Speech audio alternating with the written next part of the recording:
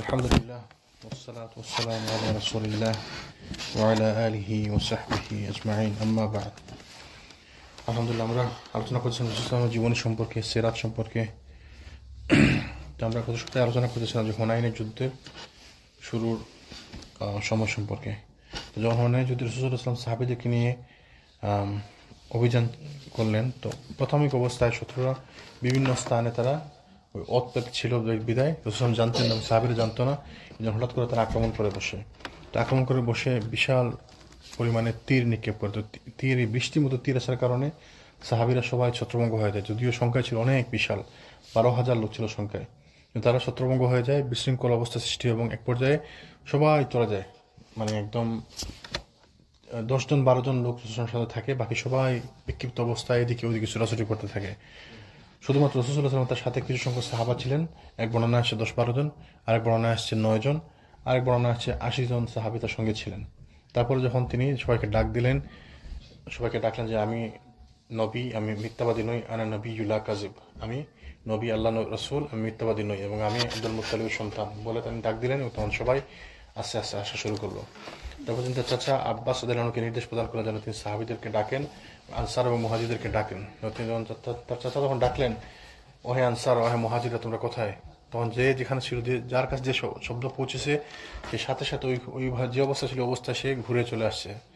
যেমন ওই দিন বলছে ইমানের ইমানের শক্ত অবস্থার কারণে, যার ইমান যদি মজবুত থাকে তাহলে তার যদি পদস্খলন হয় কোনো কারণে সে তাড়াতাড়ি ফিরে আসতে পারে আবার দিনের পথে। যেমন আমরা এক্সাম্পল বলছিলাম, আমাকে হয়তো কেউ ফাঁসলি কোনো ভুল পথে নিতেই পারে, তেমন না যে আমাকে নিতে পারবে না, যে আমি খুব ইমানদার আমাকে নিতে পারবে না। আপনাকে আমি বললাম যে ভাই চোরের এক জায়গায় যাবো, আপনাকে বললাম না, তো আপনি তো আমার সঙ্গে যাবেন, আমি দিনী ব্যবস্থা নামাজ পড়ি, নিয়ে গেলাম আমি আপনাকে খারাপ জায়গায়, তো আপনাকে নিয়ে যাওয়া যেতে পারে, আপনার পদস্খলন হইতে পারে, কিন্তু যদি আপনার ইমান মজবুত থাকে, ইমানের বলে আপনি তাড়াতাড়ি ফিরে আসবেন। আপনি যখনই যাবেন তখন বুঝবেন যে না, এই জায়গা ভালো না, এই জায়গা আমার জন্য না, সাথে সাথে আপনি ফিরে আসবেন, তাহলে ইমান আপনাকে ফিরিয়ে নিয়ে আসবে। তো নিতে আপনার পদস্খলন হইতেই পারে, তো ভুল আমাদের সবার হইতে পারে, কিন্তু ভুলের উপর অটল থাকাটা হচ্ছে খারাপ। ভুল থেকে যদি আমরা তাড়াতাড়ি ফিরে আসতে পারি, তো এটা হচ্ছে আমাদের ইমানের দাবি। তো সাহাবীরা যেভাবে তারা বিক্ষিপ্ত অবস্থায় চলে গেছিলেন, 12,000 সাহাবী থেকে মাত্র 10-12 জন রেখে বাকিরা সবাই বিশৃঙ্খল অবস্থায় চলে যাচ্ছিল, মানে এইদিকে ওইদিকে ছোটাছুটি করতেছিল।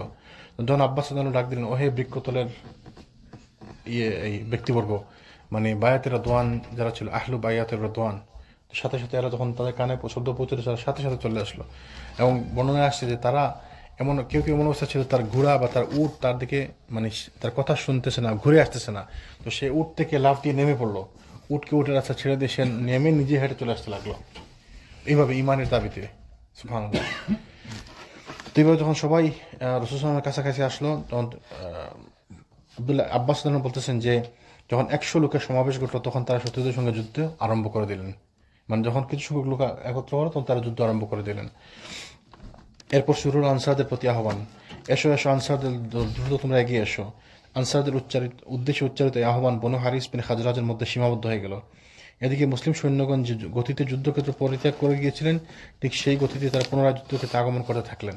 যেভাবে তারা বিশৃঙ্খলার মাধ্যমে হঠাৎ করে চলে গেছিলেন, এইভাবে তারা মানে তুমুল বেগে ফিরে আসতে শুরু করলেন। তো যখন ফিরে আসতে শুরু করলেন, তো সেটা তো বিশাল বড় সংখ্যা, 12,000 লোক সবাই ফিরে আসতে শুরু করলো, এবং এটা শত্রুদের উপর ভারী হয়ে গেল। কিছুক্ষণের মধ্যে উভয়পক্ষের মধ্যে কালো ধোঁয়ার স্রোতের ন্যায় তুমুল যুদ্ধ শুরু হয়ে গেল। রাসূলুল্লাহ সাল্লাল্লাহু আলাইহি ওয়াসাল্লাম যুদ্ধের ময়দানের দিকে দৃষ্টি নিক্ষেপ করে বললেন যে এখন চুলা উত্তপ্ত হয়ে উঠছে, মানে এখন যুদ্ধ শুরু হয়েছে।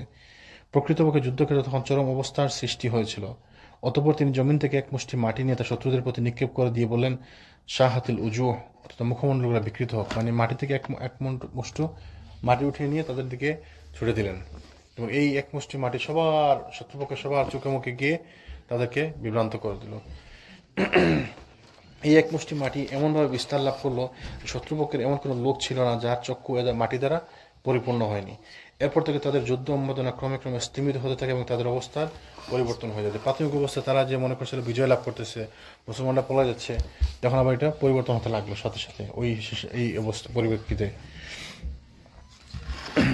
কিন্তু রাসূলুল্লাহ সাল্লাল্লাহু আলাইহি ওয়াসাল্লাম মাঠে নিক্ষেপ করলেন এবং সবার চোখে মুখে ধুলা গিয়ে পৌঁছে গেল। তো সেটা তিনি আগে নিক্ষেপ করতে পারতেন না? সাহাবীরা যখন চলে গেছিল সবাই, বা সাহাবীদের চলে যেত, তিনি তো একলাই যথেষ্ট ছিলেন, তিনি চাইলে এক মুঠো মাটি নিয়ে নিক্ষেপ করতে পারতেন, তো করলেন না কেন? অথবা রাসূলুল্লাহ সাল্লাল্লাহু আলাইহি ওয়াসাল্লাম যখন মক্কাতে দাওয়াত দিয়েছিলেন, তিনি কাজ করতেছিলেন, তখন তিনি চাইলে আল্লাহ কাছে বলতে পারেন যে আল্লাহ আমার এই 23 বছর অপেক্ষা করার ধৈর্য নাই, আপনি আমাকে আজকে বিজয় দান করুন। তো চাইলে হয়তো আল্লাহ দিয়ে দিতেন, কিন্তু এটা কেন হলো না? এভাবে কেন হলো না? কেন রাসূল সাল্লাল্লাহু আলাইহি ওয়াসাল্লামকে সৃষ্টির সেরা জীব তিনি, সৃষ্টির সেরা মানুষ তিনি, আল্লাহ সর্বশ্রেষ্ঠ সৃষ্টি, সব থেকে উত্তম সৃষ্টি তিনি, তো তাকে এত কষ্ট করতে হলো কেন? কারণ আল্লাহ সুবহানাহু ওয়া তাআলা মানুষের কাছ থেকে চেষ্টা দেখেন, আপনাকে চেষ্টা করতে হবে। তো রাসূল সাল্লাল্লাহু আলাইহি ওয়াসাল্লাম যখন সাহাবীদেরকে নিয়ে যুদ্ধ শুরু করলেন, তখন আল্লাহ সুবহানাহু ওয়া তাআলা তার কাছে ওহী পাঠালেন যে তুমি এক মুষ্ঠ মাটি নিয়ে যেন এটা ছুড়ে দেন। তো সাহায্য আসে আল্লাহর পক্ষ থেকে যখন আপনি এগিয়ে যাবেন। মানে আপনি যদি বাসায় বসে থাকেন তাহলে আপনার ইনকাম আসবে না, আপনাকে ইনকামের জন্য বের হতে হবে, তখন আল্লাহ সুবহানাহু ওয়া তাআলা বরকত দিবেন ইনকামের মধ্যে, ঠিক না? আর যারা ওই তাকদীরের ব্যাপারটা যারা বুঝে না, যারা মনে করে ওই অনেকে বলে যুক্তি দেখে অনেকে, তো আমার যদি তাকদীরে লেখা থাকে এটা হবে, তাহলে আমি আর কষ্ট করে লাভ কি? অনেকে প্রশ্ন করে, কিন্তু এই ব্যাপারটা মানুষ বুঝতে পারে। তাকদীরে লেখা আছে সেটা তো আল্লাহ জানেন, সেটা তো আপনি জানেন না, আমি জানি না কি লেখা আছে। আমাকে তো বলা হয়েছে কাজ করার জন্য, আমাকে তো বলা হয়েছে জান্নাতের জন্য কাজ করার জন্য, তাই না? আমি যদি জাহান্নামী হই তাহলে আমাকে যেটা বলা হয় আল্লাহ সুবহানাহু ওয়া তাআলা জানেন, আমাকে তো বলা হয় নাই। আমার প্রতি ইনস্ট্রাকশন কি যে তুমি জান্নাতের জন্য কাজ করো, তো আমি জান্নাতের জন্য কাজ করতে থাকবো। ব্যাপারটা বুঝছেন? যে আমাকে বলো তুমি নামাজ শেষে সালাত শেষে তুমি জমিনে ছড়িয়ে পড়ো রুজি রোজগারের উদ্দেশ্যে, তো আমি এটা করবো। না আমি যদি মসজিদে বসে থাকি বা বাসায় বসে থাকি যে না আমার ইনকাম তো আসবে, আল্লাহ সুবহানাহু ওয়া তাআলা রিজিক যেটা দিয়েছেন এটা আসবেই। বিভিন্ন হাদিসের মধ্যে আসছে যে যার জন্য যেটা নির্ধারিত আছে ওইটা আসবেই আসবে, তাহলে আমি এটা ভরসা করে আমি শুয়ে থাকলাম, আজকে তো আমি মাছ দিয়ে ভাত খাবো নিশ্চিত, তো এটা মাছ তো আসবে আমার মুখে। কিন্তু আপনাকে তো মাছের জন্য মারিয়াম আলাইহিস সালামকে তো আল্লাহ পাক বলেন যে গাছে ঝাঁকুনি দিতে হবে, অথচ ওই আচ্ছা খেজুর গাছ তো কত শক্ত, ঝাঁকুনিতে কি খেজুর পড়ে? এই আমরা তো সাধারণ মানুষ, এটা আমরা এটি ঝাঁকাইতে পারবো না, এই ছোট্ট একটা গাছ, এটা আমরা ঝাঁকাইতে পারবো না। তো মারিয়ামকে আল্লাহ বলছেন কি ওহী করছেন, ইলহাম করছেন গাছটাকে ধরে ঝাঁকুনি দিতে। তো এত বড় গাছ, এটাকে ঝাঁকুনি দিলে খেজুর পড়ে? সম্ভব না। কিন্তু আল্লাহ চাইছেন তুমি যেন চেষ্টা করেন। অথচ তিনি প্রেগনেন্ট অবস্থায় ছিলেন, গর্ভ অবস্থায় ছিলেন, তার প্রসূতি বেদনা চলতেছিল, বলছে এটা ধরে তুমি ঝাঁকুনি দাও। তো গাছ তো ঝাঁকাইতে পারেন, তো যে তিনি চেষ্টা করছেন, আল্লাহ চাইছেন তিনি চেষ্টা করুক, সাথে সাথে আল্লাহ ফল পাঠিয়ে দিয়েছেন। তো আল্লাহ সুবহানাহু ওয়া তাআলা চান যেন আমরা চেষ্টা করি, তো আমাদেরকে চেষ্টা করতে হবে হাত্তা আতাহুল ইয়াকিন, আমাদের মৃত্যু আসা পর্যন্ত। এই আমাদের কোনো ইয়ে নাই, শেষ নাই। আজকে আমাকে ভাই বলতেছিল, তো আমরা এত চেষ্টা করি। আমি যে খুতবা দিলাম আর কি, যে মসজিদে গেছিলাম, তো লোক সংখ্যা কম আর কি, তো একটু আফসোস মনে হইলো না আর কি, মানে একটু খারাপ লাগতেছে না যে আমরা এত চেষ্টা করি, আমরা কি করবো ভাই, মানুষজন তো মানে। তো আমি বললাম যে ভাই দেখেন কিয়ামতের দিন রাসূল সাল্লাল্লাহু আলাইহি ওয়াসাল্লাম বলছে কিছু নবী আসবে, কোনো উম্মত নেই তাদের সাথে। তো আপনি আমি কি নবীদের কষ্ট কম করছি, বেশি করতেছি? তো কিছু নবী আসবে তাদের সঙ্গে কোনো উম্মতি নাই, মানে এত কষ্ট করছে আল্লাহ নবী, এদের কাছে আল্লাহ সুবহানাহু ওয়া তাআলা ওহী পাঠাইছেন, জিবরাইল এদের সাথে আসছে, দেখা করছে, কথা বলছে, আল্লাহর পক্ষ থেকে বাণী নিয়ে আসছে, আল্লাহ সুবহানাহু ওয়া তাআলা সরাসরি সাহায্য ছিল এদের জন্য। এরা স্পেশাল লোক, এত পরিশ্রম করছে, কষ্ট করছে, একটা লোক করে দিনে আনতে পারে নাই। নূহ আলাইহিস সালাম 900-950 বছর দাওয়াতি কাজ করেছে, তারপরে যখন জাহাজে উঠলো 40 জন লোক, মতান্তরে 70 জন লোক, তার নিজের ছেলেই তার পক্ষে গেল না। এক পর্যায়ে ইব্রাহিম আলাইহিস সালাম বলতে বাধ্য হলেন যে তার ওয়াইফকে যে আজকের পৃথিবীতে আমি আর তুমি ছাড়া কেউ দিনের উপর নাই। তো ইব্রাহিম আলাইহিস সালাম আবুল আম্বিয়া, নবীদের পিতা যাকে বলা হয়, তার পরবর্তী যত নবী আছেন সব নবীদের পিতা। তা আমি ওই ভাইকে বুঝে বলেন যে নবীরা এত কষ্ট করছে, তারপর তাদের সাথে কোনো নবী থাকবে যে কোনো উম্মতি নাই তাদের সঙ্গে, একজন লোককে তারা দিয়ে আনতে পারেনি। আর কোনো কোনো নবী আসবে 1 জন 2 জন 3 জন 5 জন লোক নিয়ে। তা আমার আপনার ঘাবড়ানোর কিছু নাই। কতক্ষণ দাওয়াতি কাজ করবো? হাত্তা আতাহুল ইয়াকিন, আপনার মৃত্যু আসা পর্যন্ত আপনি আপনার চেষ্টা করবেন। আপনার কাজ না আমাকে নিয়ে জান্নাতে যাওয়া, আমার কাজ না আপনাকে নিয়ে জান্নাতে যাওয়া, আমি চেষ্টা করবো আপনাকে বলার জন্য। এই চেষ্টার কারণে আমি আমার পথ করতেছি। আমি যে আপনাকে দাওয়াত দিব, দিনই কাজ করব, আপনাকে দাওয়াত দেওয়ার মাধ্যমে আমি আমার রাস্তা পরিষ্কার করতেছি, আমার জান্নাতে যাওয়ার রাস্তা। আপনি দিনে আসবেন কিনা সেটা আল্লাহ সুবহানাহু ওয়া তাআলা আপনার জন্য যেটা নির্ধারণ করে রাখছেন ওটাই হবে। হেদায়েত আল্লাহর পক্ষ থেকে আসে। তো আমরা দাওয়াতি কাজ করব কতক্ষণ? যতক্ষণ আমাদের শ্বাস আছে, যতক্ষণ আমাদের জান আছে। হাত্তা আতাহুল ইয়াকিন। তো মানে আপনি দাওয়াতি কাজের কোনো শেষ নাই। আপনি যখন মানুষের সাথে কথা বলবেন, ধরেন আপনাকে বললেন যে আপনি ভালো ব্যবহার করবেন, এটা একটা দাওয়াতি কাজ, তো কতক্ষণ ভালো ব্যবহার করবেন? 1 বছর? তারপর বছর খারাপ ব্যবহার করবেন না। যতদিন আপনার শ্বাস আছে, যতদিন আপনি জীবিত আছেন, আপনি ভালো ব্যবহার করতে থাকবেন। তাহলে তুমি তোমার রবের ইবাদত করো মৃত্যু আসা পর্যন্ত, মৃত্যুর আগ পর্যন্ত। তাহলে আমাদেরকে শেষ মুহূর্ত পর্যন্ত চেষ্টা করতে হবে। সেই জন্য আমাদেরকে দাওয়াতি কাজ কতক্ষণ করতে হবে? একদম মৃত্যু আসা পর্যন্ত, মানে শেষ মুহূর্ত পর্যন্ত। এটা কোনো শেষ নাই, আপনি করতে থাকেন। কে আসলো না আসলো ইট ডাজন্ট ম্যাটার। মিউজিক হারাম বলতেছেন, মিউজিক হারাম বলছেন, বলতে থাকেন। কিছু মানুষ শুনবে, কিছু মানুষ শুনবে না, এটা থাকবে। আল্লাহ সুবহানাহু ওয়া তাআলা জাহান্নাম কেন বানাইছে? জান্নাত জাহান্নাম দুই জিনিস কেন বানাইছে? যারা ভালো কাজ করবে, যারা শুনবে, তাদেরকে আল্লাহ জান্নাতে দিবেন। যারা ভালো কাজ করবে না, যারা খারাপ কাজ করবে, খারাপ পথ চলবে, তাদেরকে আল্লাহ জাহান্নামে দিবেন। এই জন্য তো জান্নাত আর জাহান্নাম বানাইছে, তাই না? সবাই যদি জান্নাতের রাস্তায় যায়, তাহলে আল্লাহ জাহান্নাম আল্লাহ বানাইছেন কেন? তো এই জন্য আমরা তার তাকদীরের ব্যাপারটা আমরা বুঝি না। তাকদীরের ব্যাপারটা, তাকদীরে আমাদেরকে ঈমান আনতে হবে যে আমার তাকদীরে যা আছে আল্লাহ সুবহানাহু ওয়া তাআলা এটা জানেন, এই হচ্ছে আমার ঈমান। কিন্তু আমার তাকদীরে কি আছে? আমি বড় আলিম হয়ে যাব আর আমি বিশাল পয়সা হয়ে যাব, এটা তো আমি কি জানি? আমি তো জানি না, হয়তো আছে কিন্তু আমি জানি না। তো আমাকে এই জন্য বসে থেকে লাভ নেই, আমাকে আমার পরিশ্রম করতে হবে। এইটাই হচ্ছে প্রপার তাকদীরের উপর বিশ্বাস এবং এর মানে ফলশ্রুতি। তাকদীরের উপর বিশ্বাস কি? আমরা তাকদীরের উপর বিশ্বাস করব যে ভালো মন্দ যা আছে সব আল্লাহ সুবহানাহু ওয়া তাআলা লিখে রাখছেন এবং আল্লাহ সুবহানাহু ওয়া তাআলা জানেন। শুধুমাত্র আল্লাহ সুবহানাহু ওয়া তাআলা জানেন না, কেউ জানে না। যাকে যতটুকু জানানি হয়েছে সে ততটুকু ছাড়া জানে না। আর বাদ বাকি আমি আমার চেষ্টা করে যাব। সেই জন্য রাসূল সাল্লাল্লাহু আলাইহি ওয়াসাল্লামকে আল্লাহ সুবহানাহু ওয়া তাআলা কি বললেন? যুদ্ধক্ষেত্রে নিলেন, যুদ্ধ করতেছেন এবং কত যুদ্ধ তিনি আহত হয়েছেন না? সাহাবীরা কত সাহাবী মারা গেছে, কত যুদ্ধে সাহাবীরা মারা গেছে, আহত হয়েছে, সাহাবীদের অঙ্গহানি হয়েছে, কত কষ্ট করছে। তারপরে আল্লাহ সুবহানাহু ওয়া তাআলার পক্ষ থেকে সাহায্য আসছে। তো আল্লাহ সুবহানাহু ওয়া তাআলার পক্ষ থেকে সাহায্য আসবে যখন আমি আপনি চেষ্টা করব। তো চেষ্টা না করলে সাহায্য আসবে না। রাসূল সাল্লাল্লাহু আলাইহি ওয়াসাল্লামের মাটি নিক্ষেপের কিছুক্ষণের মধ্যে শত্রুদের পরাজয়ের ধারা সূচিত হয়ে গেল এবং আরও কিছুক্ষণ অতিবাহিত হতে না হতে তারা শোচনীয়ভাবে পরাজিত হলো। সাকিফে 70 জন লোক নিহত হলো এবং তাদের সঙ্গে যা কিছু সম্পদ ছিল, অস্ত্রশস্ত্র, মহিলা, শিশু, গবাদি পশু ছিল, সবই মুসলমানদের হস্তগত হলো। এবং এটি হচ্ছে সেই পরিবর্তন যে সম্পর্কে আল্লাহ সুবহানাহু ওয়া তাআলা কোরআনে ইঙ্গিত করেছেন। সূরা তাওবার মধ্যে আল্লাহ সুবহানাহু ওয়া তাআলা কি বলছেন? লাকাদ নাসারাকুমুল্লাহু ফি মাওয়াতিন কাসীরাতিন ওয়া ইয়াওমা হুনাইন। আর হুনাইনের যুদ্ধের দিন তোমাদের সংখ্যায় আধিক্য তোমাদেরকে গর্বে মাতোয়ারা করে দিয়েছিল। إذ أعجبتكم كثرتكم فلم تغني عنكم شيئا وضاقت عليكم الأرض بما رحبت ثم وليتم مدبرين। কিন্তু তা তোমাদের কোনো কাজে আসেনি। জমিন তার বিশালতা নিয়ে তোমাদের কাছে সংকীর্ণ হয়ে গিয়েছিল আর তোমরা পিছনে ফিরে পালিয়ে গিয়েছিলে। তারপর আল্লাহ তার রাসূলের উপর আর মুমিনদের উপর প্রশান্তির অমীয় ধারা বর্ষণ করলেন আর পাঠালেন অনেক সেনাবাহিনী যা তোমরা দেখতে পাওনি। আর তিনি কাফিরদেরকে শাস্তি প্রদান করলেন।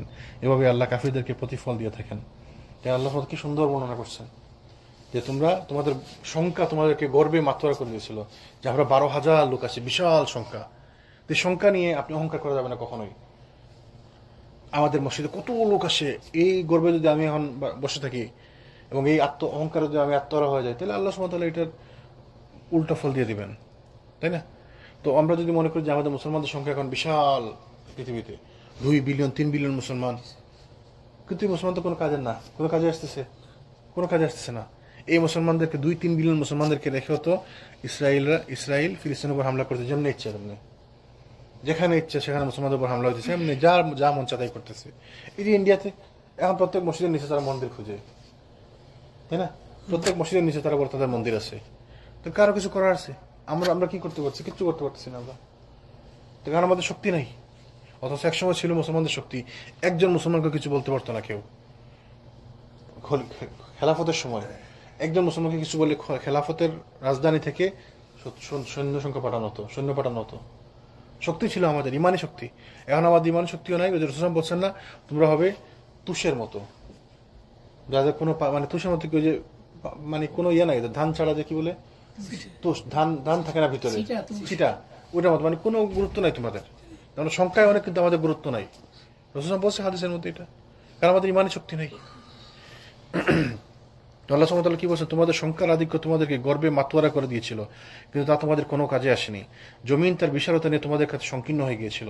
তার কি সুন্দর মানে উপমা আল্লাহ সুবহানাহু ওয়া তাআলা। জমিন তার বিশালতা নিয়ে তোমাদের কাছে সংকীর্ণ হয়ে গেছিল, মানে এত বড় আল্লাহর জমিন, কিন্তু তোমাদের কাছে একদম ছোট হয়ে গেল মুহূর্তের মধ্যে।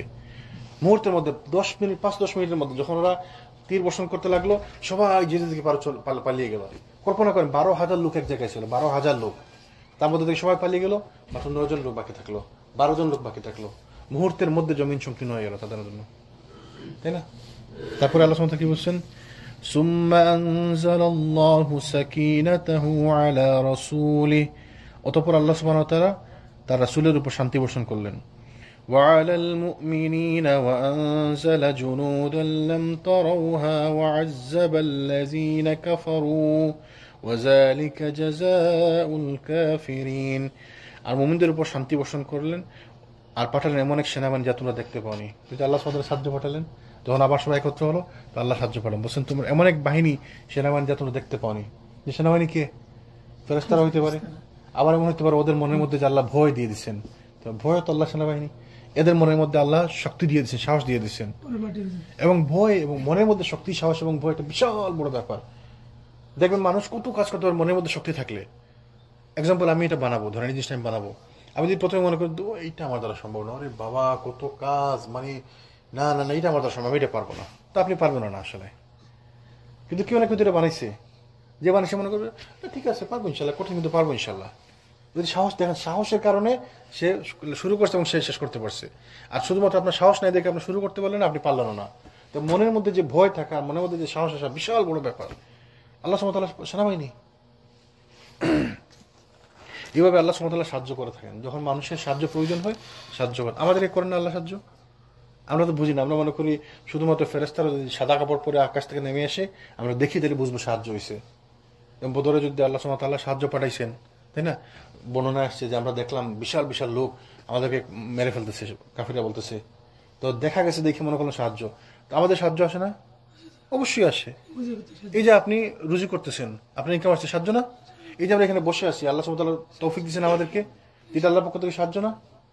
আমরা বুঝি না, আমরা এটাকে পাত্তা দিই না, মনে করি হ্যাঁ ওইটা আর কি জিনিস।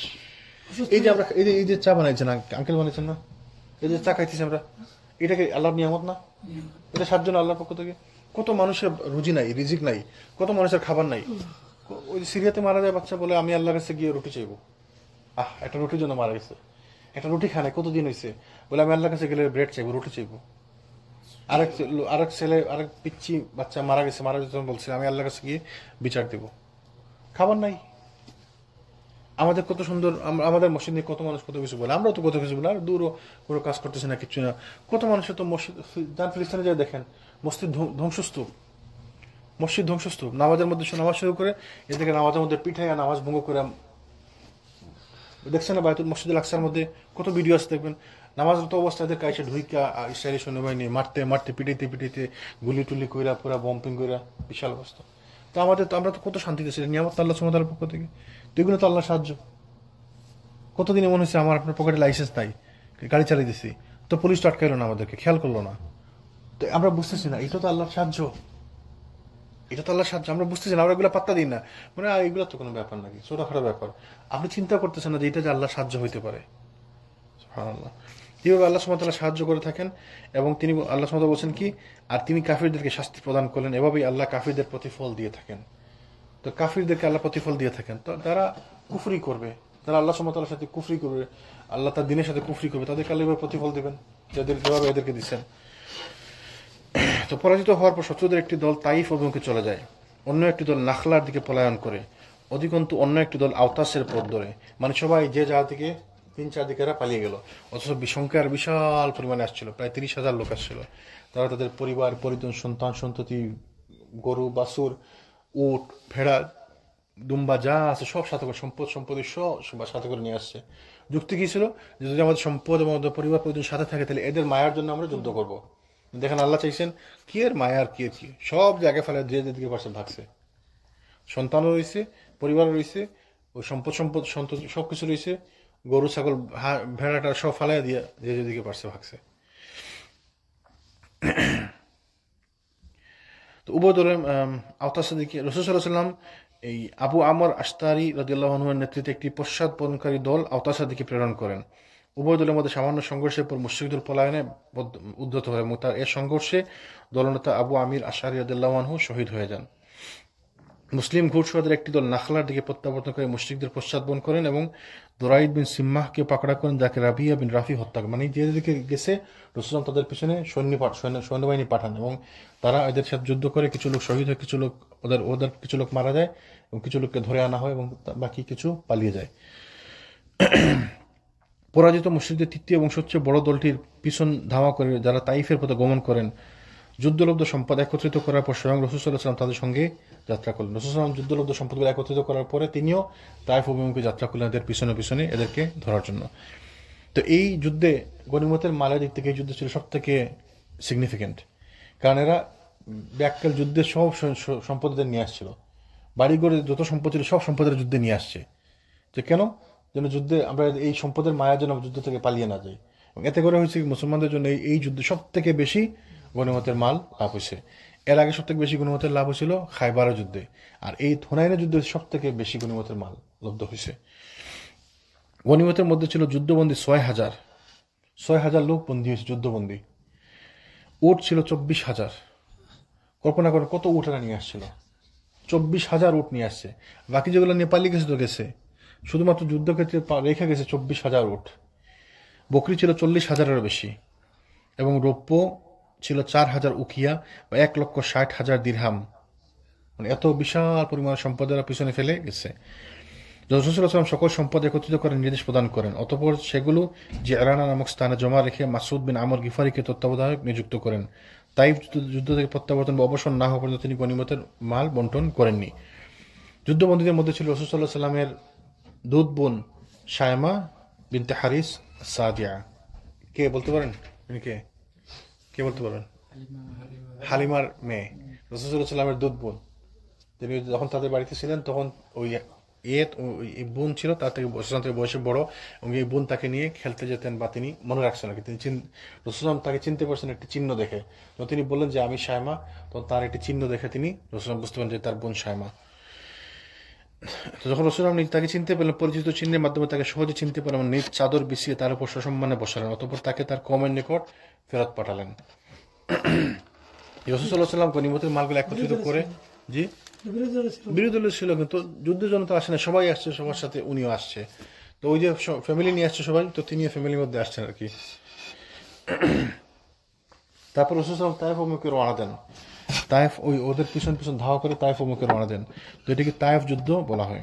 প্রকৃতপক্ষে যুদ্ধ ছিল হুনাইন যুদ্ধের বিস্তরণ, যেহেতু হাওয়াজিন এবং সাকিফ গোত্রের অধিক সংখ্যক পরাস্ত ফৌজ মুশরিক বাহিনীর কমান্ডার মালিক বিন আউফ নাসরির সঙ্গে পলায়ন করে তাইফে গিয়েছিল। রাসূল সাল্লাল্লাহু সেখানে দুর্গে, এবং তারা সেখানে দুর্গে আশ্রয় গ্রহণ করেছিল। সেহেতু রাসূল সাল্লাল্লাহু আলাইহি ওয়াসাল্লাম হুনাইনের ব্যস্ততাকে অবকাশ লাভের পর তাইফের প্রতি মনোনিবেশ করলেন, এবং 8ম হিজরি শাওয়াল মাসেই তাইফের উদ্দেশ্যে এক বাহিনী প্রেরণের মনস্থ করলেন। তো তার আগে তিনি করলেন কি, গনিমতের মালগুলো সব একত্র করে যে আরানা নামক স্থানে গনিমতের মালগুলো রেখে তিনি তাইফের উদ্দেশ্যে রওনা করলেন। তো এই যে আরানা নামক স্থানে রাখছেন, এই নামের একটা গুরুত্ব আছে। কে বলতে পারবেন? আরানা নাম কে শুনছেন আগে? মক্কার একটি অঞ্চল আর কি, একটি এলাকা। আচ্ছা, তো ওই হারামের বাউন্ডারি কে বলতে পারবেন? হারামের বাউন্ডারি না, ওই কি বলে, মিকাত না, হারামের যে বাউন্ডারি, মসজিদুল হারামের যে বাউন্ডারি, আয়সা মসজিদ একটা একদিকে, ওইটা কোন জায়গা? তানঈম একদিকে, আরেকদিকে আরাফা, আরেকদিকে হ্যাঁ হুদাইবিয়া। না, মিনা না, মিনা ক্রস করার পর তো মিনা, মুজদালিফা, তারপরে আরাফা, তারপরে হচ্ছে আপনি হজে যান নাই না? আপনি তো গেছেন। তাহলে মিনার পরে মুজদালিফা, তারপরে আরাফা না? তাহলে আরাফা হচ্ছে বাউন্ডারি, তার আগে তো মিনা হচ্ছে ইয়ের ভিতরে, হারামের ভিতরে, আর দিকে হচ্ছে হুদাইবিয়া, তাই না? আরেকটা আছে, তাহলে কি পাইলাম আমরা? হুদাইবিয়া, আরাফা, তানঈম, আরেকটা হচ্ছে এটা কি বললাম, এই নাম বললাম জিরানা হচ্ছে আরেকটা, জিরানা। আচ্ছা, 5টা বাউন্ডারি, আরেকটা না, আরেকটা কি বাকি আছে? তো এই 5টা হচ্ছে হারামের বাউন্ডারি। এই হারাম এরিয়ার মধ্যে যদি কেউ সালাত আদায় করে তাহলে পুরা 1,00,000 গুণ সওয়াব পায় আর কি, তাই না? আবার মসজিদের নববীর ব্যাপারটা হচ্ছে মসজিদের ভিতরে যদি কেউ সালাত পড়ে, তো মসজিদের ভিতরে এখন এত লোক হয়, যেমন জুমার দিন তো মসজিদের ভিতরে তো জায়গা হয় না, অনেকে বাইরে পড়ে, তো আশা করা যায় এরাও ওই সওয়াবের অধিকারী, যেহেতু সেম জামাত চলতেছে। তো রাসূল সাল্লাল্লাহু আলাইহি ওয়াসাল্লাম তাইফের উদ্দেশ্যে এক বাহিনী প্রেরণের মনস্থ করেন। প্রথমে খালিদ বিন ওয়ালিদের নেতৃত্বে 1,000 সৈন্যের এক বাহিনী প্রেরণ করলেন। অতঃপর রাসূল সাল্লাল্লাহু আলাইহি ওয়াসাল্লাম নিজেই তাইফ অভিমুখে রওনা হয়ে গেলেন। পথের মধ্যে নাখলা, ইয়ামানিয়া, কারনুল মানাজিল, লিয়া প্রভৃতি স্থানের উপর দিয়ে গমন করেন। কারনুল মানাজিল কি? মিকাত। ওই তাইফ যাওয়ার পথে পাওয়া যায়, তাইফ থেকে আসার পথে ওইখানে মানুষ ওই এহরাম করে, তারপরে ইয়েতে ঢুকে এহরামে প্রবেশ করে, কারনুল মানাজিল। লিয়াহ নামক স্থানে মালিক বিন আউফের একটি দুর্গ ছিল, রাসূল সাল্লাল্লাহু আলাইহি ওয়াসাল্লাম দুর্গটি ভেঙে ফেলেন। অতঃপর ভ্রমণ অব্যাহত রেখে তাইফে গিয়ে পৌঁছেন এবং তাইফের দুর্গের নিকটবর্তী স্থানে শিবির স্থাপন করে দুর্গ অবরোধ করে রাখলেন। অবরোধ ক্রমে ক্রমে দীর্ঘায়িত হতে থাকে। সহিহ মুসলিমের বর্ণনায় আসছে, আনাস রাদিয়াল্লাহু বর্ণিত, তিনি বলেন, এই অবরোধ 40 দিন পর্যন্ত অব্যাহত ছিল। তারা তাইফের ভিতরে দুর্গের মধ্যে অবস্থান করে এবং তারা বাইরে হচ্ছে না, ভিতরে অবস্থান করে। তাদের ভিতরে সব সাপ্লাই আছে, খাবার দাবার সবকিছু আছে সাপ্লাই। তো একবার সহিহ মুসলিমের বর্ণনা আসছে তারা 40 দিন এখানে অবরোধ করে রাখলেন, কিন্তু এরা কোনো অসুবিধা হচ্ছে না, কারণ তাদের ভিতরে সব সাপ্লাই আছে তাদের। তো বরঞ্চ মুসলমানদের বিপদের মধ্যে পড়ছে এই বাইরে অবরোধ করে খাওয়া দাওয়ার অসুবিধা, তাই না? তো কোনো কোনো সিরাত চরিতকার এই অবরোধের সময়সীমা 20 দিন বলে উল্লেখ করেন। অন্যদের মতে কেউ 10 দিন, কেউ 18 দিন, কেউ 15 দিন বলে উল্লেখ করেন। মানে একটা লম্বা সময় ধরে অবরোধ ছিল। অবরোধ চলাকালে উভয় পক্ষ হতে তীর নিক্ষেপ এবং প্রস্তর খণ্ড নিক্ষেপের মতো ঘটনা মাঝে মধ্যে ঘটতে থাকে। প্রথম অবস্থা মুসলিমগণ যখন অবরোধ শুরু করেন তখন দুর্গের মধ্য থেকে তাদের উপর এত অধিক সংখ্যক তীর নিক্ষেপ করা হয়, মনে হচ্ছিল যেন টিড্ডি দল ছায়া করেছে। মানে এত পরিমাণে তীর নিক্ষেপ করতেছিল, মনে হচ্ছিল যেন পাখির মতো। টিড্ডি কি বলেন তো? টিড্ডি এখানে মানে সিরাতের মধ্যে বইয়ের মধ্যে আসে, টিড্ডি মতো ছায়া করতেছিল। টিড্ডি মানে কি? এক ধরনের পাখি। পাখি না, ওই যে ছোট ছোট যে পঙ্গপাল যখন আসে না, মানে পুরা ঝাঁকে যায়, পুরা আকাশ কালো হয়ে যায়, এত পুরো আকাশ দেখে ফেলে। আমাদের এদিকে আমরা দেখি না, সৌদি আরবে এটা আসে আর কি, হয় মাঝে মধ্যে পঙ্গপালের আক্রমণ, মানে সংখ্যায় লাখে লাখে আসে। তো উপমা করতে দিচ্ছে নাকি এইভাবে, যে তীর এমন ভাবে আসতেছিল যেন যে টিড্ডির মতো, মানে এত বিশাল পরিমাণে বিশাল সংখ্যা আসতেছিল। এতে কিছু সংখ্যক মুসলিম আহত হন এবং 12 জন শহীদ হন। অতঃপর ক্যাম্প উঠিয়ে তাদেরকে সেখান থেকে বর্তমান তায়েফের মসজিদের নিকটে নিয়ে যেতে হয়। মানে ক্যাম্পটা উঠিয়ে একটু পিছনে নিয়ে আসতে হয়, একটু অন্য জায়গায়, মানে ওই জায়গা থেকে একটু দূরে নিয়ে আসতে হয়। তো এই পরিস্থিতি হতে নিষ্কৃতি লাভের উদ্দেশ্যে রাসূল সাল্লাল্লাহু আলাইহি ওয়াসাল্লাম তায়েফবাসীদের উপর মিনজানিক অস্ত্র ব্যবহারের মাধ্যমে একাধিক গোলা নিক্ষেপ করেন। মিনজানিক অস্ত্র কি মনে আছে কারো? হ্যাঁ, পাথর ছোড়ার মতো, যে কামানের মতো আর কি। এটা কই পেয়েছেন? খাইবার যুদ্ধের পরে এটা পাইছিল, মিনজানিক অস্ত্র। ওই মিনজানিক অস্ত্র দিয়ে তাদের দেয়ালে মানে ছিদ্র করার চেষ্টা করেন আর কি, যার ফলে দুর্গের দেয়ালে ছিদ্রের সৃষ্টি হয়ে যায় এবং মুসলিমদের একটি দল দাবাবার মধ্যে প্রবেশ করে আগুন জ্বালানোর জন্য দেয়াল পর্যন্ত পৌঁছে যান। কিন্তু শত্রুগণ তাদের উপর লোহার উত্তপ্ত টুকরা নিক্ষেপ করতে থাকে এবং ফলে কিছু সংখ্যক মুসলিম শহীদ হয়ে যান। শত্রুদের ঘায়াল করার উদ্দেশ্যে রাসূল সাল্লাল্লাহু আলাইহি ওয়াসাল্লাম যুদ্ধের ভিন্নতর কৌশল হিসাবে আঙ্গুর ফুলের বৃক্ষ কর্তন করার জন্য নির্দেশ প্রদান করেন। কিন্তু মুসলিমগণ অধিক সংখ্যক বৃক্ষ কর্তন করে ফেললে সাকিব গোত্র আল্লাহর এবং আত্মীয়তার বরাত দিয়ে বৃক্ষ কর্তন করার জন্য আহ্বান জানালে রাসূল সাল্লাল্লাহু আলাইহি ওয়াসাল্লাম তা মঞ্জুর করেন। মানে তাদের তো বাগান ছিল, এগুলো আঙ্গুরের বাগান, তাদের এগুলা মানে ব্যবসা, তাদের ধন সম্পত্তি তো এগুলাই। রাসূল সাল্লাল্লাহু করলেন কি, তাদেরকে আক্রমণ করার জন্য গাছ কাটা আরম্ভ করে। তোমরা যদি বাড়ি না হও তাহলে আমি গাছগুলো সব কেটে ফেলবো। তো গাছ কাটতে কাটতে এক পর্যায়ে তারা ধরুন দেখলো তাদের ক্ষতি হয়ে যাচ্ছে, তখন তারা বললো যে ইয়া রাসূলুল্লাহ, আল্লাহর দোহাই এবং আত্মীয়তার দোহাই দিয়ে আমরা বলতেছি যে আপনি এগুলা গাছগুলা কাটবেন না। তখন তিনি গাছগুলা কাটা বন্ধ করলেন। অবরোধ চলাকালে রাসূল সাল্লাল্লাহু আলাইহি ওয়াসাল্লাম একজন ঘোষণা দেন যে যে গোলাম দুর্গ থেকে বেরিয়ে এসে আমাদের নিকট আত্মসমর্পণ করবে সে মুক্ত বা স্বাধীন বলে বিবেচিত হবে। তো এটি একটি ভালো পদক্ষেপ ছিল, যে ঘোষণা দিলেন যে যারা ওই ভিতর থেকে যদি কেউ বের হয়, কোনো গোলাম যদি বের হয়ে আসে, অনেক গোলাম আসেন ওইখানে, ওদের তাইফ তো পয়সাওয়ালা এলাকা, ধনীদের এলাকা, ওইখানে অনেক গোলাম আছে একজনের। তো বলছে কোনো গোলাম যদি দুর্গ থেকে বের হয়ে এসে আমাদের কাছে আত্মসমর্পণ করে তাহলে সে আজকে থেকে মুক্ত। যেটা তো বিশাল বড় ফ্রি অফার, মানে গোলাম থেকে দাসত্ব থেকে মুক্তি হওয়ার জন্য বিশাল পরিমাণে পয়সা পে করতে হয় বা বিশাল পরিমাণে পে করতে হয়। তো যেহেতু এটা একটা বিশাল অফার, তো কিছু সংখ্যক গোলাম বের হয়ে আসতে লাগলো। তো এই ঘোষণার প্রেক্ষিতে 23 জন ব্যক্তি দুর্গ থেকে বের হয়ে এসে মুসলিমদের দলভুক্ত হয়। এদের মধ্যে একজন ছিলেন আবু বাকরা। নাম শুনছেন নাকি? আবু বাকরা বিখ্যাত সাহাবী, অনেক হাদিস বর্ণনা করছে। অনেকগুলো হাদিস দেখবেন আবু বাকরা হতে বর্ণিত। অনেকে মনে করে কি আবু বকর, আসলে আবু বকর তো আবু বকরের সাহাবী, ওই খলিফা, প্রথম খলিফা। আবার আবু বাকরা হচ্ছে আরেকজন। কেউ যদি পড়ে থাকেন ওই যে আদাবুল মুফরাদের প্রথম হাদিসটা দেখবেন বর্ণনা করছে কে? আবু বাকরা। প্রথম বা দ্বিতীয় হাদিস আবু বাকরা হতে বর্ণিত। এরকম অনেকগুলো হাদিস আবু বাকরা হতে বর্ণিত। আবু বাকরা হচ্ছে ওই গোলামদের মধ্যে একজন, যে ওই হুনাইনের যুদ্ধের সময় তায়েফের দুর্গ থেকে বেরিয়ে এসেছিল ওই ঘোষণার পরে যে যারা বেরিয়ে আসবে তারা স্বাধীন আজকে থেকে। তিনি দুর্গ হতে দেয়ালের উপর উঠে চরকির সাহায্যে, যার মাধ্যমে কুয়া হতে পানি উত্তোলন করে, মানে যে ওই কুয়া থেকে পানি তোলার জন্য যে থাকে, ওই রশির মতো থাকে না, ওইটা ধরে ঝুলে তিনি নিচে নেমে আসেন, ঘুরতে ঘুরতে নিচে নেমে আসেন। তো ঝুলে পড়ে নিচে নামতে সক্ষম হন। যেহেতু ঘূর্ণিকে আরবি ভাষায় বাকরা বলা হয়, সেহেতু রসুল তার কুনিয়াত বা ডাকনাম রেখেছেন আবু বাকরা। আবু বাকরা যে ঘুরতে ঘুরতে রশি ধরে নেমে আসছেন, এই জন্য তার নাম হয়ে গেল আবু বাকরা। এই সকল গোলামকে রসুল মুক্ত করে দিয়ে এক একজনকে এক এক মুসলিমদের কাছে সমর্পণ করলেন। এরূপ করার উদ্দেশ্য ছিল তারা তাদের প্রয়োজনীয় জিনিস পরস্পরকে পৌঁছে দিবে, এবং এই ঘটনা ছিল দুর্বলতার জন্য বিশাল দুর্বলতার পরিচয়। এই যে গোলামগুলো চলে গেল, তাদের জন্য এটি ছিল দুর্বলতার পরিচয়, ওই দুর্গবাসীদের জন্য।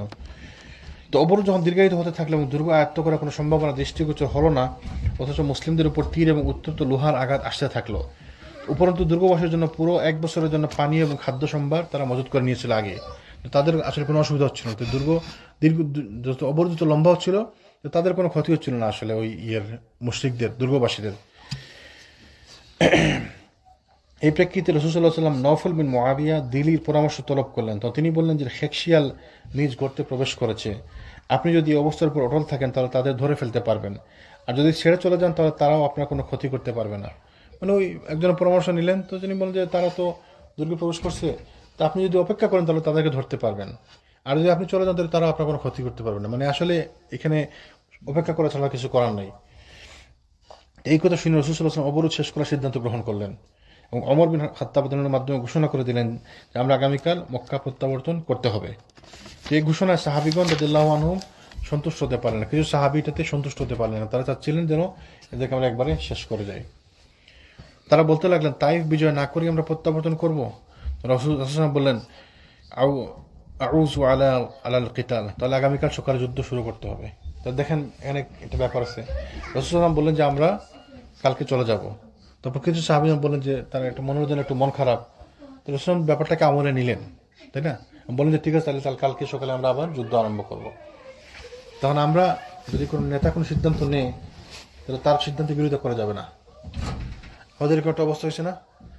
তেমন আমাদের রাজনৈতিক অবস্থা দেখেন, দেশে যদি ধরেন কোনো দলের নেতা যদি কোনো একটা কিছু বলে, তার বিরুদ্ধে তো দলে কেউ কিছু বলতে পারবে না।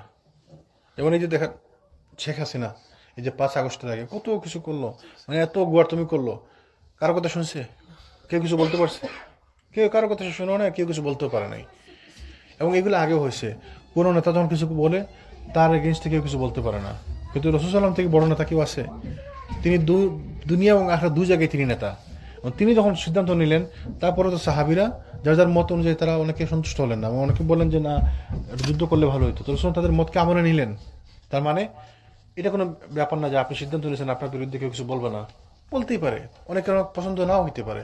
তাহলে আপনি তাদের সিদ্ধান্তকে আমলে নেবেন, তাদের মতামতকে আপনি আমলে নেবেন, গুরুত্ব দিবেন, যদিও প্রমাণিত হবে এবং প্রমাণিত হয় সবসময় যে রাসূল সাল্লাল্লাহু আলাইহি ওয়াসাল্লামই ঠিক, কারণ তিনি তো আল্লাহ রাসূল, তিনি অবশ্যই তিনি ঠিক। তারপরেও তিনি তাদের প্রস্তাবকে বা অভিযোগকে তিনি আমলে নেন। তো তিনি বলেন যে তাহলে আগামীকাল সকালে যুদ্ধ শুরু করতে হবে আবার।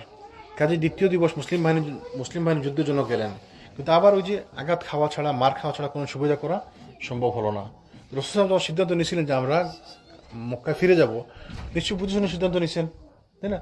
তো তিনি যদি তার মানে এটা আমাদের জন্য জয় হওয়া সম্ভব না এখন, তিনি বুঝতে পারছেন ব্যাপারটা, যেহেতু সবাই চাইছে, তো ঠিক আছে তাহলে আমরা আর যুদ্ধ করবো আবার। তো আবার যুদ্ধ শুরু করলেন, দেখা গেল আবার ওই মার খাওয়া ছাড়া আসলে কোনো লাভ হচ্ছে না, তাই না? এবং এর প্রেক্ষিতে রাসূল আবার বললেন, ইন্না কাফিলুন গাদা ইনশাআল্লাহ, ইনশাআল্লাহ আমরা আগামীকাল প্রত্যাবর্তন করবো। যখন দেখলেন যে সুযোগ তো দিলাম তোমাদেরকে, দেখছো, তাই না?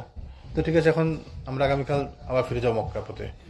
এখন আবার কেউ আর কোনো প্রতিরোধ করো না বা প্রতিবাদ করো না, সবাই বুঝতে পারছে যে এটা আমরা তো আবার মার খেলাম, যুদ্ধের জন্য থাকলাম, থেকে আবার মার খেলাম, লাভ হইল না। রাসূল সাল্লাল্লাহু আলাইহি ওয়াসাল্লামের প্রস্তাবে সকলেই আনন্দিত হলেন। দেখেন গতকালকে সবাই আনন্দিত ছিল না, কিছু লোক মন খারাপ করছিল। আজকে ওই যে এই জন্য মাঝে মধ্যে ছাড় দিতে হয়, এটা এইভাবে না করলে ভালো, ওইভাবে করলে ভালো, তো ঠিক আছে করেন আপনি।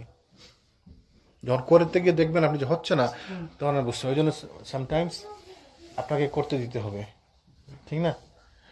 তো যেমন এক্সাম্পল ধরেন, আপনার বাচ্চা ধরেন কোনো একটা কিছু করতেছে, আপনি জানেন যেটা করলে সে ব্যথা পাবে, সে তো বুঝতেছে না, কিন্তু সে ইনসিস্ট করতেছে এটা করবে, তো ঠিক আছে করতে দেন একবার। যখন করবে, ব্যথা পাবে, তখন আর তো এই কাজ করবে না। ওটা বুঝতে পারছেন?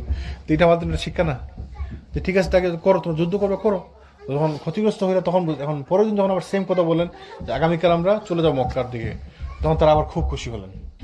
আগের দিন রাগ করছেন, আবার খুশি হলেন। রাসূল শুধু যে নেতা ছিলেন, তিনি মনস্তাত্ত্বিক ছিলেন, বিজ্ঞানী ছিলেন, সায়েন্টিস্ট ছিলেন, সাইকিয়াট্রিস্ট ছিলেন। কীভাবে দেখেন বলছি ডিল করতেছিলেন। সাইকিয়াট্রি একটা বিষয় না, মানে মানসিক একটা ব্যাপার না। সুবহানাল্লাহ। এবং এই অবস্থা প্রত্যক্ষ যখন তারা খুশি হলেন, মানে সবাই আনন্দিত হলেন, কোনো আলাপ আলোচনা ব্যতি রেখে প্রত্যাবর্তনের প্রস্তুতি গ্রহণ শুরু করে দিলেন। গতকালকে প্রতিবাদ করলেন, আজকে আবার সবাই কোনো কথাবার্তা নেই, সবাই রেডি হয়ে গেলেন এবং কাপড় চোপড় গুছানো শুরু করলেন, তা অস্ত্র গুছানো শুরু করলেন যাবেন বলে। এই অবস্থা প্রত্যক্ষ রাসূলুল্লাহ সাল্লাল্লাহু আলাইহি ওয়াসাল্লাম মৃদু হাসতে থাকলেন। এরপর লোকজনের যখন তাবুর খুঁটি উঠিনে যাত্রা শুরু করলো, তখন রাসূলুল্লাহ সাল্লাল্লাহু আলাইহি ওয়াসাল্লাম তাদেরকে বললেন, তোমরা বলতে থাকো, আইবুনা তাইবুনা আবিদুনা লিরাব্বিনা হামিদুনা, আমরা প্রত্যাবর্তনকারী, তওবাকারী, উপাসনাকারী এবং স্বীয় প্রতিপালকের প্রশংসাকারী। আমরা এটা আমরা বলতে পারি মাঝে মধ্যে, আইবুনা তাইবুনা আবিদুনা লিরাব্বিনা হামিদুনা, যে আমরা তওবাকারী, প্রত্যাবর্তনকারী, উপাসনাকারী এবং স্বীয় প্রতিপালকের প্রশংসাকারী, হামিদুনা। বলা হল যে আল্লাহ রসুল, আপনি সাকিফদের বিরুদ্ধে বদদুয়া করুন, আপনি ওই তায়েববাসীদের বিরুদ্ধে আপনি বদদুয়া করুন। তখন তিনি রাসূল দোয়া করলেন তাদের জন্য, বদদুয়া না করে তাদের জন্য দোয়া করলেন। কি বললেন? আল্লাহুম্মা হদি সাকিফা ওয়াতি বিহিম, হে আল্লাহ সাকিফদের আপনি হেদায়েত করো এবং তাদেরকে নিয়ে আসো। তো তিনি রহমতের নবী, কাউকে বদদুয়া করেননি। বদদুয়া করছিলেন কাদেরকে করছিলেন মনে আছে কারো? ওই যে 7 জনকে বদদুয়া করছিল, যারা তার যখন মক্কাতে তিনি ওই সিজদারত অবস্থা ছিলেন, তার মাথার উপরে উঠে নাড়ি বুড়ি দিয়েছিল ওরা, ওই 7 জনের বিরুদ্ধে বদদুয়া করছেন নাম ধরে ধরে। ওই 7 জনকে বদর যুদ্ধের দিন আল্লাহ সুবহানাহু ওয়া তাআলা দেখিয়ে দিয়েছেন, তাই না? এরা সবাই মারা গেছে এবং ওরা মারা যাওয়ার পরে রাসূল আবার এদের নাম ধরে ধরে ডাকলেন, তোমরা কোথায় তোমরা আজকে তোমরা পাইছো, তোমরা যা করছিলে দেখছো না, তোমরা তোমাদের ফল পাইছো না আজকে। ওই 7 জন ব্যতীত রাসূল কখনোই কারোর বিরুদ্ধে কোনো বদদুয়া করেননি। এই যে তায়েব সে তো কষ্ট দিল, ওই নবুয়তের শুরুতে কষ্ট দিল, আজকে আবার এত কষ্ট করলেন, যুদ্ধ করলেন, সাহাবীদেরকে হত্যা করা হইলো, শহীদ হলেন সাহাবীরা, এখানে অনেকদিন অবরোধ করে রাখলেন। তারপরে সবাই যখন সাহাবীরা বলে যে রাসূলুল্লাহ আপনি বদদুয়া করেন, তো তিনি বদদুয়া করলেন না। তিনি এখানে একটা শিক্ষা আছে না, যে আপনারা সবাই মিলে যদি বললেন যে আমাদের নেতা যে তাকে আপনারা বললেন যে আপনি এই কাজটা করুন, কিন্তু এই কাজটা ঠিক না, তা আমরা করবো কি? সবাই চাইছে, অসুবিধা নাই, করলাম। সবাই যখন চাইতেছে, গণতান্ত্রিক ব্যাপার না, মানে আমি যদি সবাই চাইছে, এখন যদি আমি না করি তাহলে আমাকে আর নেতা মানবে নাকি? হ্যাঁ, তাহলে সবাই চাইছে আমরা ভোটে যাব, তখন সবার মতন যে আমি যদিও আমি জানি ভোট গণতান্ত্রিক ব্যবস্থায় ভোট হারাম, তারপরে গেলাম, সবাই চাইছে, না গেলে তখন হবে না। বুঝতে পারছেন ব্যাপারটা? তো এই জন্য থাকতে হবে সত্যের পথে। আপনি যেটাকে সত্য ভালো মনে করবেন ওইটাই করবেন।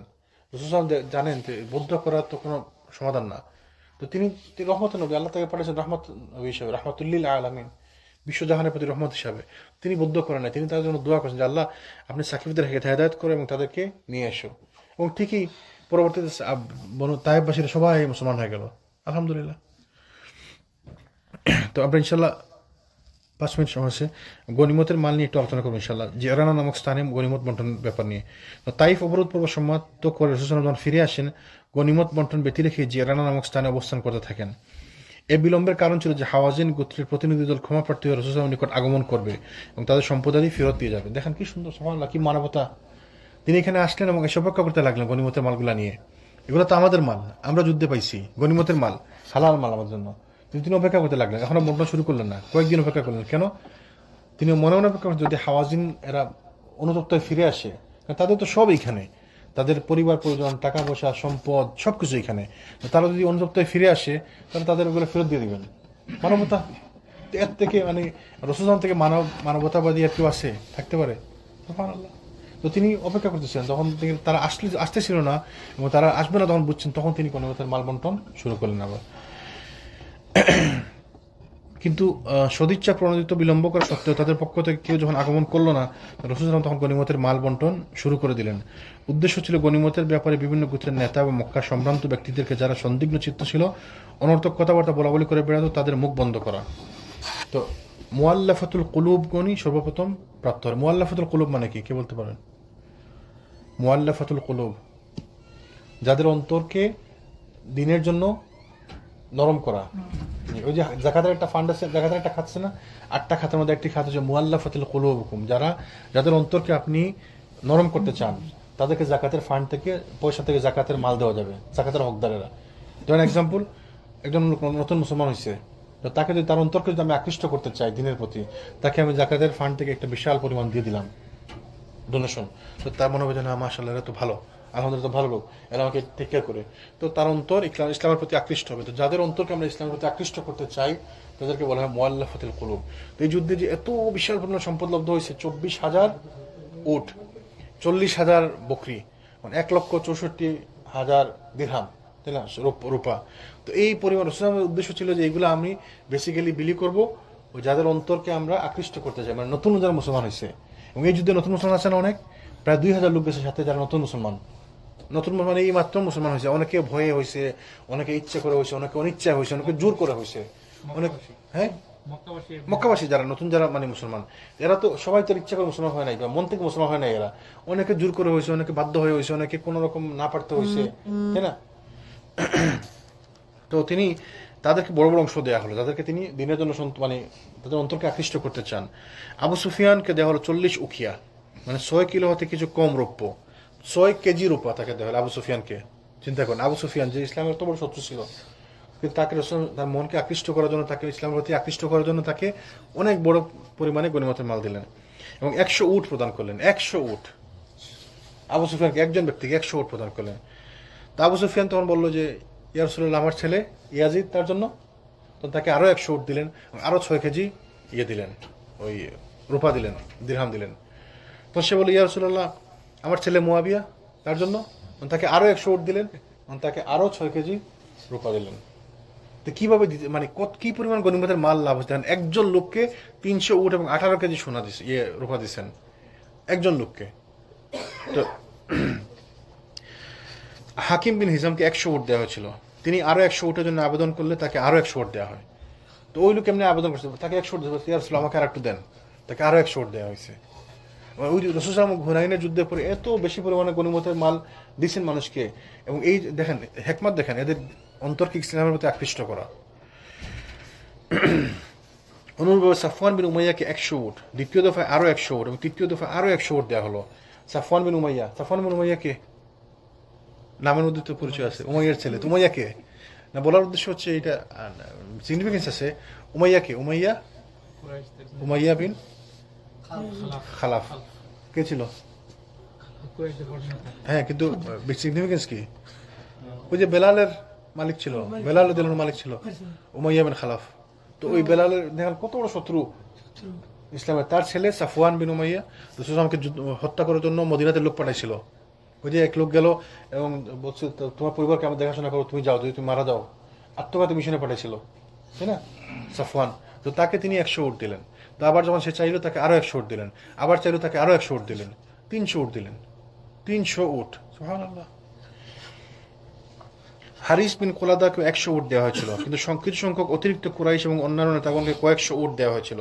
তো নেতাদেরকে দিলেন 100, 200, 300 উট দিলেন।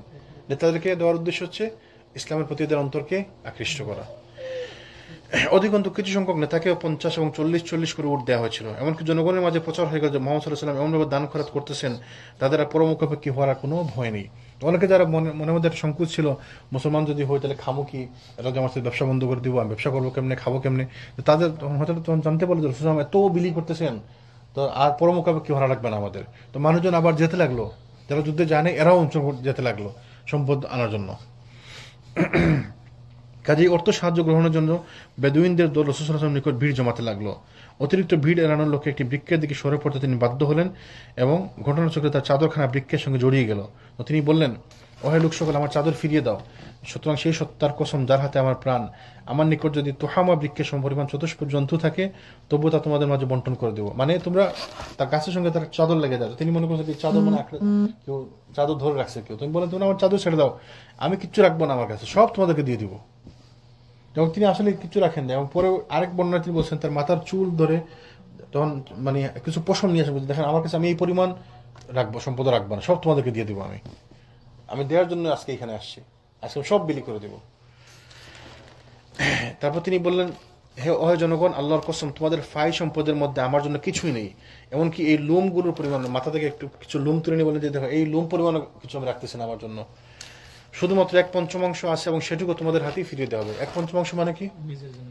ওই যে আল্লাহ সুবহানাহু ওয়া তাআলা কোরআনে বলছেন না সূরা আনফালের মধ্যে যে যখন গনিমতের মাল পাবে তার মধ্যে 1 অংশ হচ্ছে আল্লাহ এবং তার রাসূলের।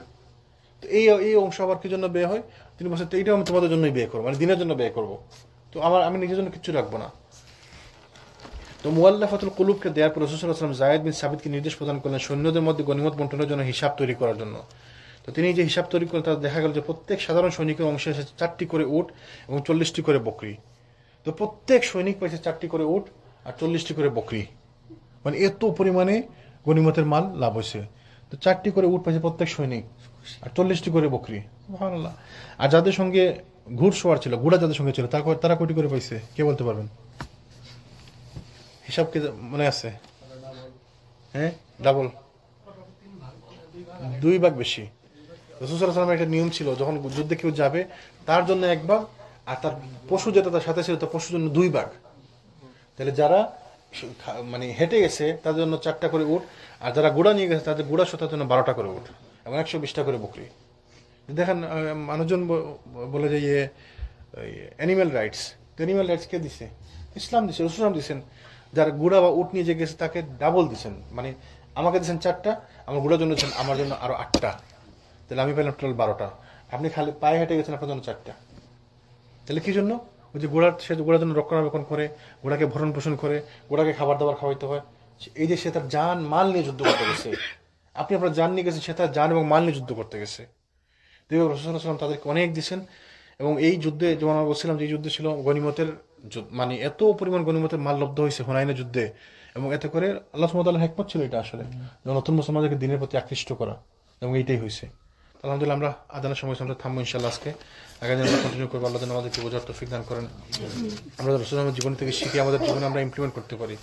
রাসূলের জীবনের প্রত্যেকটি মুহূর্তে আমরা আমাদের জন্য শিক্ষা আছে, লেসন আছে, আমরা যেন এগুলো থেকে শিখে আমাদের জীবনে আমরা ইমপ্লিমেন্ট করতে পারি। আল্লাহ যেন তৌফিক দেন। সুবহানাকাল্লাহুম্মা ওয়া বিহামদিকা আশহাদু আল্লা ইলাহা ইল্লা আনতা আস্তাগফিরুকা ওয়া আতুবু ইলাইক। জি বলেন।